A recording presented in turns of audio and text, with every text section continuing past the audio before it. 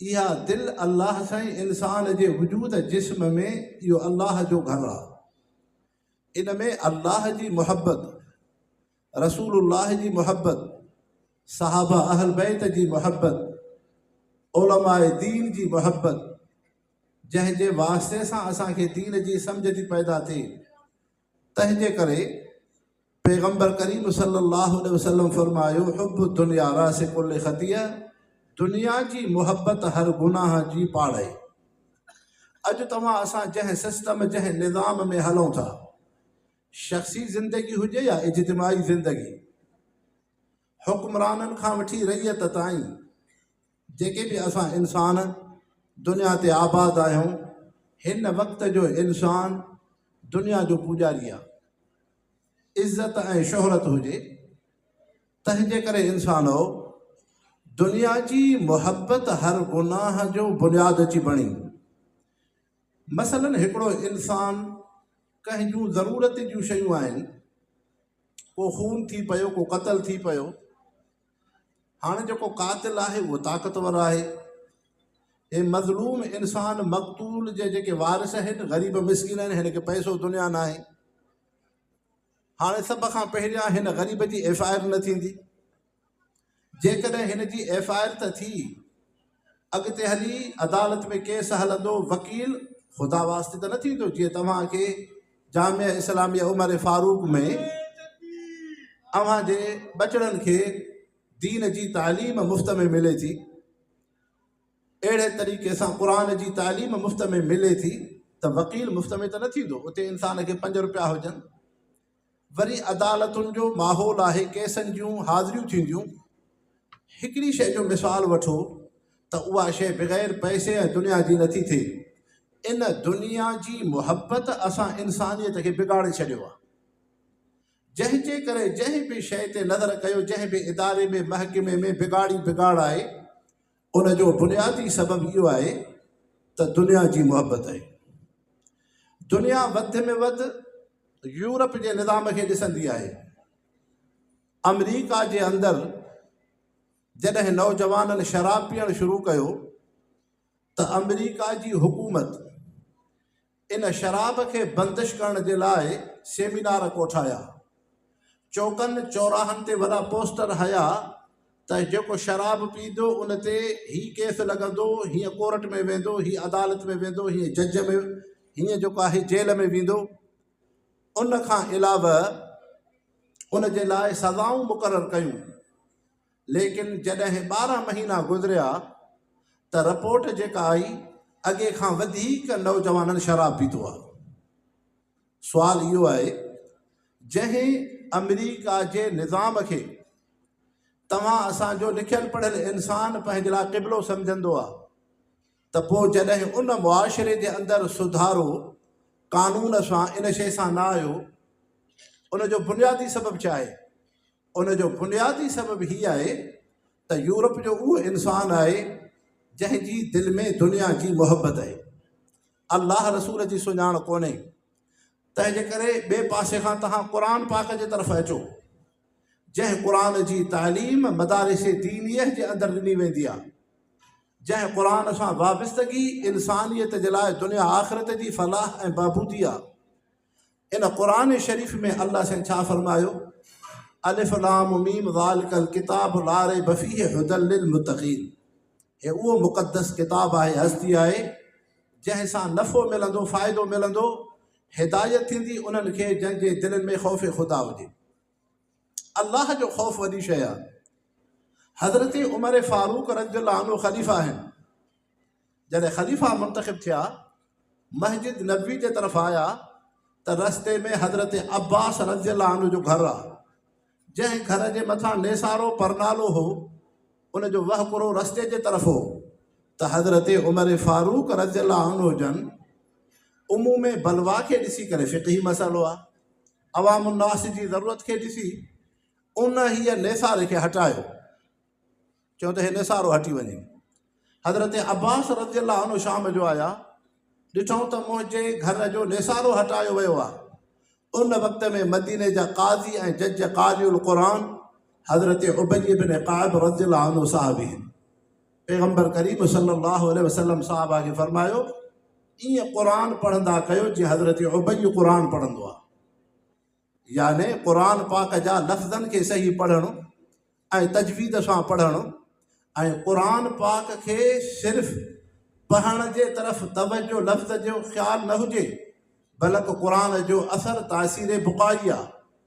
जॾहिं मुस्लमान क़ुरान शरीफ़ पढ़े हिन जी दिलि नरम थी पए, हिन जूं अखियूं आबिदीदा थी पवनि, हिन जे वजूद जिस्म ते क़ुरान जो असरु हुजे। जॾहिं मुस्लमान क़ुरान शरीफ़ ॿुधे त उन जी दिलि नरम थी पए, इहो क़ुरान जी तासीर बुक़ाई आहे। तंहिंजे करे हज़रत उबई रज़ियल्लाहु अन्हु जो क़ुरान सां अहिड़ी निस्बत हुई त हज़रत उबई जी ख़िदमत में हज़रत अब्बास रज़ियल्लाहु अन्हु अदालत में पेश थिया ऐं फ़रियाद दर्ज कयूं त साईं ख़लीफ़तुल मुस्लिमीन हज़रत उमर फारूक रज़ियल्लाहु अन्हु हुजनि, मुंहिंजे घर जो नेसारो हटायो आहे, उनखे घुरायो वञे, अदालत में पेश थियनि। हज़रत उमर फारूक रज़ियल्लाहु अन्हु अदालत में पेश थिया ऐं मुस्लमानो अॼु दीनी इज्तिमा जे अंदरि तव्हां असां आया हूं, उन्हनि ख़लीफ़नि सहाबियुनि सबूरनि खे ख़ौफ़ ख़ुदा छा हो। हज़रत अब्बास रज़ियल्लाहु अन्हु जेका फ़रियाद पेश कई अदालत कोर्ट में, उन फ़रियाद हज़रत उमर फारूक रज़ियल्लाहु अन्हु जे अखियुनि खां लुड़क पे हारिया। हज़रत अब्बास साईं फरमायो जॾहिं मां घरड़ो ठाहियां पियो, छत जे मरहले ते पहुतुमि, नेसारे जो वक़्तु आयो, परनाले जो मरहलो आयो त हुज़ूर अनवर सल्लल्लाहु अलैहि वसल्लम आया। फरमायूं अब्बास कंहिं जॻह ते तूं परनालो हणंदे? मां चयुमि जिथे तव्हां हुकुम फरमायो। पाण सल्लल्लाहु अलैहि वसल्लम फरमायो तूं हिन जॻह ते नेसारो हण। पोइ हज़रत अब्बास था फरमाइनि मां महबूब मुस्तफ़ा जे कुल्हनि मुबारकनि ते बिही करे इहो नेसारो हयो आहे। हज़रत उमर रज़ियल्लाहु अन्हु केरु थींदा आहिनि? हुज़ूर पाक सल्लल्लाहु अलैहि वसल्लम जे हुक्म सां लॻायल नेसारे परनाले खे हटाइनि। जॾहिं हज़रत उमर साईं इहे लफ़्ज़ ॿुधा, हज़रत उमर फारूक रज़ियल्लाहु अन्हु ख़लीफ़े ऐं हुक्मरान जे अखियुनि मां लुड़क पई अचनि। अल्लाह जो ख़ौफ़ अखियुनि मां ज़ाहिर थियो, ॾाढ़ी मुबारक आली थी पई। इनखे हुक्मरान चइबो आहे, इनखे हुक्मरान चइबो आहे। हज़रत उमर फारूक रज़ियल्लाहु अन्हु अर्ज़ु कयो उन काज़ी जज जी ख़िदमत में, हज़रत उबई बिन काब रज़ियल्लाहु अन्हु जी ख़िदमत में, साईं कुसूर उमर जो आहे, हज़रत अब्बास जो कुसूर न आहे। हालांकि उलमा था फरमाइनि उमूम बलवा जे मातहत जेकॾहिं उन नेसारे खे हटायो वियो बेशरान गुंजाइश हुई, पर हज़रत उमर फारूक रज़ियल्लाहु अन्हु जन महबूब मुस्तफ़ा जे अमल खे तरजीह ॾींदे फरमायूं इहो नेसारो साॻी जॻह ते लॻंदो, लेकिन हाणे ईअं न लॻंदो। इन नेसारे जो जेको गारो ठहंदो, हज़रत उमर फारूक पाण गारो ठाहिनि। हज़रत उमर रज़ियल्लाहु अन्हु हुजनि उबई बिन काब खे अर्ज़ु कयो जॾहिं गारो ठाहियो वञे उन वक़्त में मदीने जा माण्हू गॾु थियनि ताकी मदीने जी अवाम रैयत ख़लीफ़तुल मुस्लिमीन खे ॾिसे, पंहिंजे हथनि सां पाण थो गारो ठाहे। पोइ जॾहिं नेसारे जे हणण जो मरहलो हुजे, हज़रत अब्बास रज़ियल्लाहु अन्हु खे फरमायूं मुंहिंजे कुल्हनि ते बिही करे तूं नेसारो हणजांइ। पोइ जॾहिं नेसारो हणे कुझु गप मुंहिंजे मुंहं ते मुंहिंजे कपिड़नि ते केरजांइ ताकी उमर जे चहिरे ते उमर जे कपिड़नि खे गप लॻे ऐं मदीने जी अवाम ॾिसे बराबरि ख़लीफ़ो ऐं हुक्मरान आहे, लेकिन उन जे कपिड़े ते गप ऐं मिटी आहे। हज़रत उमर रज़ियल्लाहु अन्हु गारो था ठाहिनि, मदीने जी अवाम रैयत ॾिसे थी। हज़रत उमर फारूक रज़ियल्लाहु अन्हु बीहनि था, हज़रत अब्बास कुल्हनि ते बीही करे निसारो था हणनि, मथों गप थी किरे। उहा गप हज़रत उमर रज़ियल्लाहु अन्हु जे चहिरे अनवर ऐं कपिड़े ते किरे थी, मदीने जे अवाम जे अखियुनि मां लुड़क था अचनि। अॼु ख़लीफ़तुल मुस्लिमीन जे चहिरे ते मिटी आहे, अॼु ख़लीफ़तुल मुस्लिमीन जे कुल्हनि ते हिकिड़ो इंसान बीही करे निसारो थो हणे। अॼु ख़लीफ़तुल मुस्लिमीन जे कपिड़नि खे मिटी ऐं गप आहे। हज़रत उमर फारूक रज़ियल्लाहु अन्हु जन फरमायो मां इहो अमल इन जे करे करायो ताकी तव्हांखे ख़बर पए त बराबरि हिकिड़ो इंसानु आहे, लेकिन इस्लाम दीन अहिड़ो मज़हब आहे जेको हुक्मरान खां वधीक अवाम ऐं रैयत खे मुसावी ऐं बराबरी जो दर्स ऐं तालीम थो। तंहिंजे करे मुस्लमानो त इहा कहिड़ी शइ हुई जंहिं हज़रत उमर साईं जे दिलि में ख़ौफ़ ख़ुदा आंदो। हुदल लिल मुत्तक़ीन, अल्लाह जो ख़ौफ़ हो। अल्लाह जो ख़ौफ़ वॾी शइ आहे, ख़ौफ़ ख़ुदा वॾी शइ आहे। तंहिंजे करे हज़रत अमर बिन आस रज़ियल्लाहु अन्हु साहबी आहिनि, नबी पाक सल्लल्लाहु अलैहि वसल्लम सां मुहबत एतिरी आहे जो महबूब मुस्तफ़ा जे चेहरे अनवर खे नथा ॾिसी सघनि, जे चेहरे खे ॾिसनि त बेहोश थी पवनि। लेकिन जॾहिं वफ़ात था करनि, वफ़ात जे वक़्त में पुट खे फरमायो, पुट पंहिंजे पीउ खे ॻिचीअ में गानो विझी फ़क़ीर ऐं पेनूअ वारी शक्ल करे उनखे खटड़े खां हेठि ज़मीन ते सुम्हार ऐं पेशानी ज़मीन ते रख। त पुटड़े चयो, अब्बा तूं मामूली इंसान त कोन्हे, तूं मुहम्मद मुस्तफ़ा जो जलीलुल क़दर सहाबी आहे, तव्हांखे महबूब मुस्तफ़ा जी सोहबत आहे। हज़रत अमर बिन आस रज़ियल्लाहु अन्हु सहाबी सगोरे पंहिंजे पुटड़े खे फरमायो, पुट अॼु अमर बिन आस आम अदालत में नथो वञे, रब अहकमुल हाकिमीन जी अदालत आहे, ताकी तुंहिंजो पीउ जॾहिं रब जी बारगाह में वञे, फ़क़ीर ऐं पेनू वारी शक्ल करे वञे ऐं आजिज़ी ऐं निबड़त सां वञे, मन रब अहकमुल हाकिमीन उन जे लाइ रहम ऐं जन्नत जो फ़ैसिलो फरमाए। इंसानो हुज़ूर पाक सल्लल्लाहु अलैहि वसल्लम जी सोहबत हुई, लेकिन अल्लाह जो ख़ौफ़ एतिरो हो। उहो हज़रत उमर फारूक रज़ियल्लाहु अन्हु जंहिं दीन जी वॾे में वॾी ख़िदमत कई। अॼु तव्हांजे साम्हूं क़ुर पाक जो जलसो आहे, हुफ़ाज़ ईंदा मुस्लमानो। हज़रत उमर फारूक रज़ियल्लाहु अन्हु उहे ख़लीफ़तुल मुस्लिमीन आहिनि जन क़ुर पाक जी वॾे में वॾी ख़िदमत कई आहे, क़ुर शरीफ़ जी वॾी ख़िदमत कयूं। हज़रत अबू सुफ़ियान रज़ियल्लाहु अन्हु खे क़ुर पाक जो निगरान मुक़ररु कयूं। हज़रत उमर रज़ियल्लाहु अन्हु जी ख़िलाफ़त में हज़रत अबू सुफ़ियान रज़ियल्लाहु अन्हु हुजनि, कस्बे कस्बे शहर शहर महले महले में वञी करे जाइज़ो वठंदा त मुसलमाननि में क़ुर जी तालीम आहे या न। छो कम से कम हर मुसलमान खे एतिरो क़ुर शरीफ़ पढ़णु ज़रूरी आहे जंहिंसां निमाज़ सही थिए। निमाज़ त फ़र्ज़ु आहे, कम से कम असां मुसलमाननि खे एतिरो त क़ुर शरीफ़ अचे जंहिंसां निमाज़ दुरुस्त थिए। त हज़रत उमर फारूक रज़ियल्लाहु अन्हु जन क़ुर पाक जे तालीम खे आम कयो ऐं हज़रत अबू सुफ़ियान रज़ियल्लाहु अन्हु इलाक़नि आबादियुनि में वञी जाइज़ो वठंदा जे उते उस्ताद कारी न आहे त उस्ताद रखिजे ऐं उन उस्ताद जूं तनख़्वाहूं ज़रूरतूं बैतुल माल मां हज़रत उमर फारूक रज़ियल्लाहु अन्हु जन अदा कंदा। जेकॾहिं उन जे बावजूद बि कंहिं मुसलमान पोइ बि क़ुर न पढ़े, उन मुसलमान खे जेल में रखियो वेंदो हो ताकी हे मुसलमान क़ुर शरीफ़ ज़रूरु पढ़े जंहिंसां निमाज़ हिन जी दुरुस्त ऐं सही थिए। तंहिंजे करे मुसलमानो क़ुर जी तालीम जबरी तालीम आहे। एतिरे क़दुरु फ़ुक़हा इकराम फरमायो आहे त मुसलमाननि खे क़ुर शरीफ़ ज़रूरु पढ़ायो ऐं हीअ उहा तालीम आहे जेका हुज़ूर पाक सल्लल्लाहु अलैहि वसल्लम जन पाण अल्लाह जे नबी युअल्लिमुहुमुल किताब क़ुर जी तालीम था ॾियनि। सहाबा इकराम खे क़ुर सां वाबिस्ता था रखनि। मालूम थियो त क़ुर शरीफ़ एॾी वॾी दौलत आहे ऐं उन क़ुर पाक जी तालीम खे नसल दर नसल असलाफ़ ऐं अकाबिर तव्हां असां ताईं पहुचायो आहे। अहिड़े तरीक़े सां इल्म दीन एॾी वॾी दौलत आहे, एॾी वॾी नेमत आहे जो पैगम्बर करीम सल्लल्लाहु अलैहि वसल्लम फरमायो, फ़क़ीहुन वाहिदुन अशद्दु अलै शैतान मिन अल्फ़ आबिद। हिकिड़ो फ़क़ीह शैतान ते 1000 आबिद खां वधीक वज़नी आहे, वधीक वज़नी आहे। तारीख़ जे अंदरि वाक़ियो ईंदो आहे त शैतान खां नंढनि शैताननि चयो त तूं कंहिं आम इंसान जे गुनाह ते गुमराही ते एतिरो ख़ुशि न थींदो आहे जेतिरो हिकिड़ो तालिबुल इल्म मदरसे खां निकिरंदो आहे।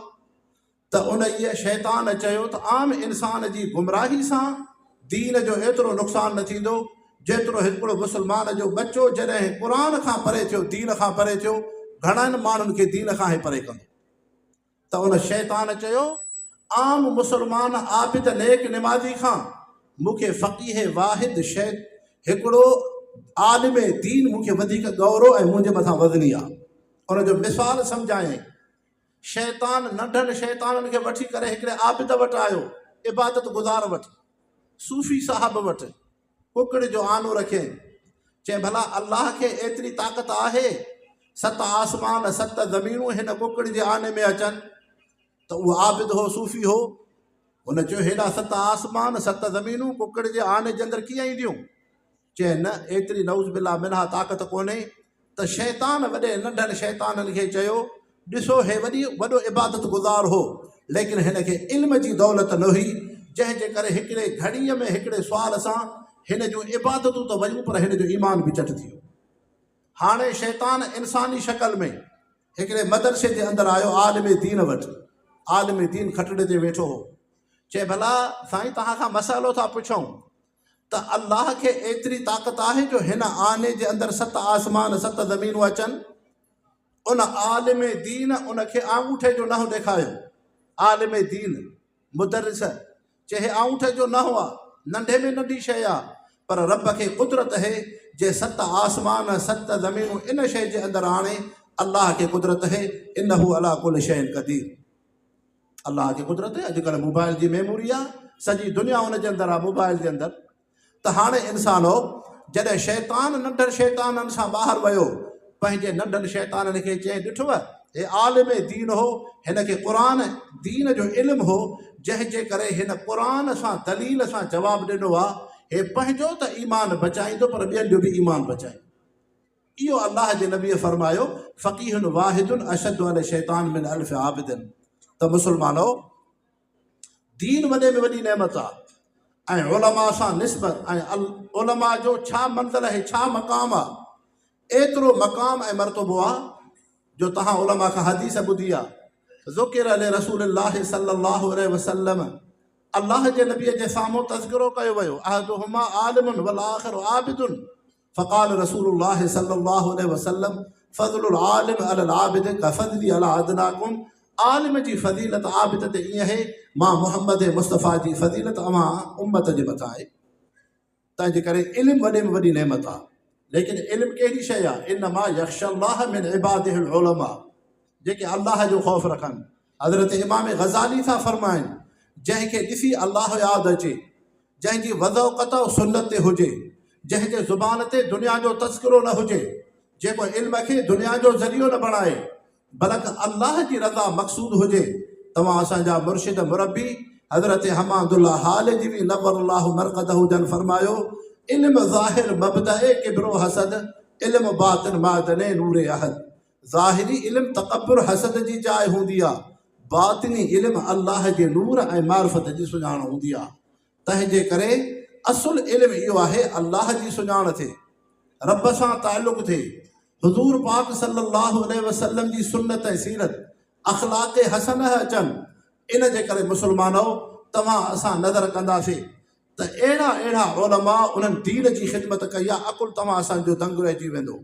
अल्लामा इब्न जौज़ी रहमहुल्लाह उहो आलिम दीन आहे, जंहिंजी उमिरि ऐं तसनीफ़ खे उलमा इकराम जॾहिं भेटियो त उलमा इकराम इहो नतीजो अख़ज़ कयो, ॼण हिन आलिम दीन अल्लामा इब्न जौज़ी रहमहुल्लाह पंहिंजी ज़िंदगीअ में रोज़ानो ॼण हिन हीअ 17 सुफ़ा रोज़ानो हिन लिखिया आहिनि। जॾहिं उनजी उमिरि खे भेटियऊं, उनजी तसनीफ़ खे भेटियऊं, एॾी वॾी दीन जी हुन ख़िदमत कई। ऐं इहो इब्न जौज़ी रहमहुल्लाह जॾहिं वफ़ा हिन जे हथ ते 1.5 लख इंसान मुस्लमान थिया आहिनि, कलमो पढ़ी मुस्लमान थिया। जॾहिं हिन जी वफ़ात थी, हिन जो जनाज़ो मुस्लमाननि पढ़ियो। इन जे जनाज़े जो मंज़र ॾिसी उन में अल्लाह जे रब जी रहमत इहा थी जो परिंदनि जा वनरनि जा वरल, लश्करनि जा लश्कर पखी अल्लामा इब्न जौज़ीअ जे मय्यत ऐं जनाज़े खे खंभ हणी करे मथों बीहनि था, पंहिंजा पर खोले बीठा।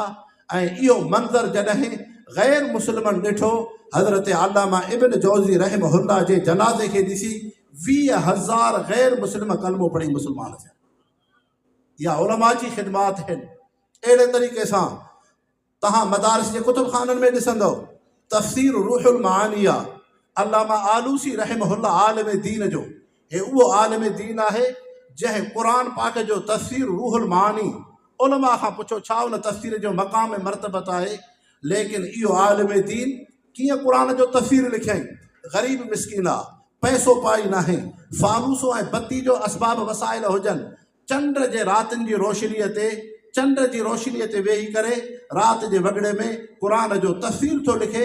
इहो अल्लामा आलूसी रहमहुल्लाह उहो आलिम दीन आहे जंहिं तफ़सीर क़ुर्तुबी, तफ़सीर रूहुल मानी, चंड जी रोशनाईअ ते इन आलिम दीन तशरीफ़ कयो आहे।